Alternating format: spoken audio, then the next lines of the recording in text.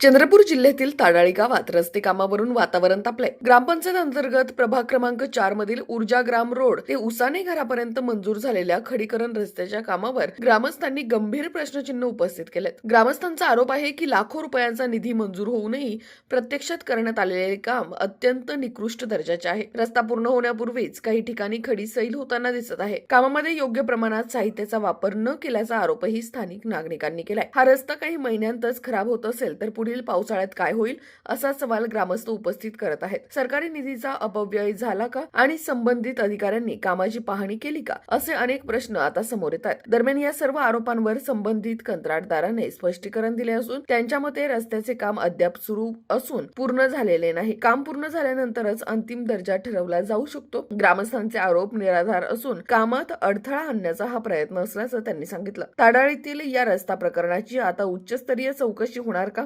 दोषींवर कारवाई होईल का की हा वाद तसाच राहणार, याकडे संपूर्ण परिसराचं लक्ष लागलंय। रोड जे आहे खडीकरणाचं सँक्शन झालं होतं आणि ते बांधकाम झालेलं आहे, पण हे बांधकाम इतकं बोगस आहे। याच्यामध्ये खडीकरण आणि गिट्टी आणि काय म्हणतात मुरुम हे टाकायला पाहिजे होतं। त्यांनी सरळ परस्पर माती टाकून ते रोड बनवून दिला आहे।